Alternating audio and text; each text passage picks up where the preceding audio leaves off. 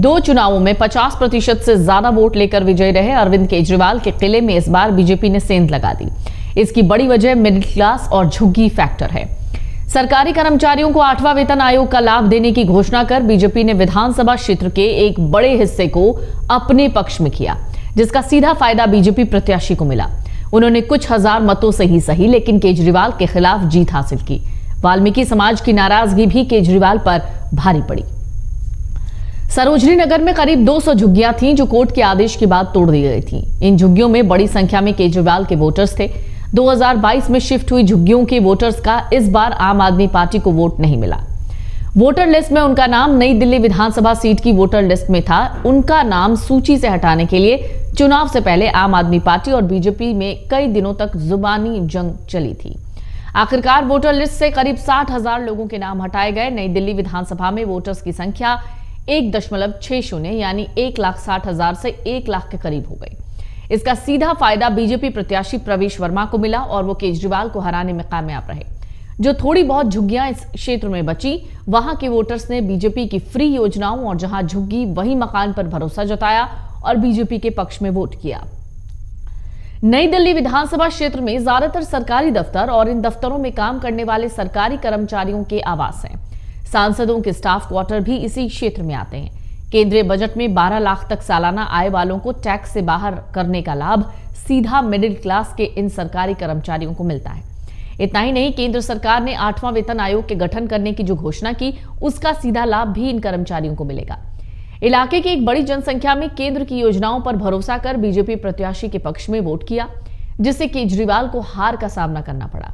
नई दिल्ली सीट पर जिस तरह से झुग्गी फैक्टर अहम है, उसी तरह से वाल्मीकि समाज को चुनाव में कोई भी पार्टी नजरअंदाज नहीं कर सकती है। वजह है यहां मंदिर मार्ग और चाणक्यपुरी में बापू समाज, वाल्मीकि समाज के लोगों की 2 बड़ी कॉलोनियां हैं, जहां इसी समाज के सरकारी कर्मचारी रहते हैं और इनकी संख्या करीब 18 से 20 हजार बताई जाती है।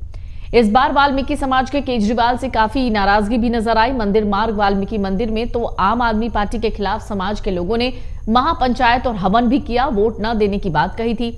वाल्मीकि समाज के लोगों की नाराजगी केजरीवाल के लिए चुनाव पर भारी पड़ गई। दिल्ली चुनाव में हार के बाद लगातार एक ही सवाल पूछा जा रहा है कि मनीष सिसोदिया या फिर आम आदमी पार्टी या फिर केजरीवाल अब क्या करेगी, उसका क्या प्लान होगा। इन सारे सवालों के जवाब मनीष सिसोदिया ने दिए हैं। सिसोदिया ने कहा उनके सभी उम्मीदवार अपने अपने क्षेत्रों में जनता के बीच जाएंगे, जनता के मुद्दे उठाएंगे और जनता की सेवा करेंगे। मनीष सिसोदिया ने कहा अरविंद केजरीवाल ने सभी से बात की, सभी के हौसले बुलंद हैं। आगे की चर्चा की किस तरीके से जिस इलाके में चुनाव लड़ा गया है उस इलाके में जनता की सेवा करनी है, जनता के बीच रहना है। इसके साथ ही मनीष सिसोदिया ने कहा कि ऐसे समय में जब खुलकर पैसे बांटे जा रहे थे, साड़ियां और जूते बांटे जा रहे थे, शराब बांटी जा रही थी, खुलकर मशीनरी का दुरुपयोग हो रहा था, ऐसे में चुनाव लड़ना कोई आसान काम नहीं था। इस तंत्र ने चुनाव को जिस तरह बना दिया, उसके बीच सबने बहुत ही अच्छा चुनाव लड़ा।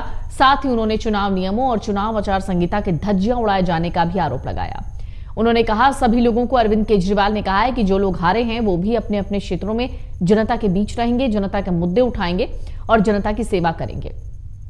साथ ही देश भर में पार्टी के प्रचार के लिए काम करेंगे। आपको बता दें, दिल्ली विधानसभा चुनाव में 27 साल बाद बीजेपी सत्ता में लौटी है। आम आदमी पार्टी का लगातार चौथी बार सरकार बनाने का सपना टूट गया। बीजेपी को इस चुनाव में 48 सीटों पर जीत मिली, तो वहीं आम आदमी पार्टी 22 पर सिमट गई। कांग्रेस इस चुनाव में एक बार फिर से कोई भी सीट नहीं जीत पाई। केजरीवाल ने 26 नवंबर 2012 को आम आदमी पार्टी लॉन्च की। करीब 12 साल बाद आप न सिर्फ राष्ट्रीय पार्टी बन गई थी, बल्कि बीजेपी, कांग्रेस और तृणमूल कांग्रेस के बाद चौथे नंबर पर थी। आम आदमी पार्टी के देश में सबसे ज्यादा विधायक चुने गए थे। दिल्ली के बाद पंजाब में भी सरकार बनाई, एमसीडी पर भी कब्जा किया। गुजरात और गोवा में भी पार्टी की एंट्री हुई। राज्यसभा में चौथे नंबर की पार्टी बनी, जिसके सबसे ज्यादा सांसद हैं। हालांकि पार्टी संयोजक अरविंद केजरीवाल के हाथ खाली हो गए। वो अब जनप्रतिनिधि नहीं रहे, उनके पास कोई संवैधानिक पद नहीं रहा, ना ही वो साल 2028 से पहले राज्यसभा के सदस्य बन सकते हैं। केजरीवाल नई दिल्ली विधानसभा सीट से लगातार 3 बार चुनाव जीते। चौथी बार चुनाव में बीजेपी के प्रवेश वर्मा से हार गए। दिल्ली में पार्टी का विजय रथ भी थम गया। दिल्ली में आम आदमी पार्टी की हार का गहरा असर न सिर्फ केजरीवाल की राजनीति पर पड़ेगा, बल्कि पार्टी के प्रभाव को भी धुंधला किया जा सकता है। अब आम आदमी पार्टी की सरकार सिर्फ पंजाब में बची है। इस हार से निश्चित तौर पर पार्टी हाईकमान चिंतित है। पंजाब के किले को बरकरार रखने के लिए नई रणनीति के साथ मैदान में उतरना पड़ सकता है। जानकार का कहना है कि दिल्ली में केजरीवाल की हार से कांग्रेस के दोनों हाथों में लड्डू है। कांग्रेस न सिर्फ दिल्ली में आप की जीत में रोड़ा बनी, बल्कि पंजाब में भी आपकी इस हार का सीधा फायदा उठाएगी। पंजाब में कांग्रेस मुख्य विपक्षी दल है। आम आदमी पार्टी ने दिल्ली की तरह ही पंजाब में भी कांग्रेस से सत्ता छीनी थी।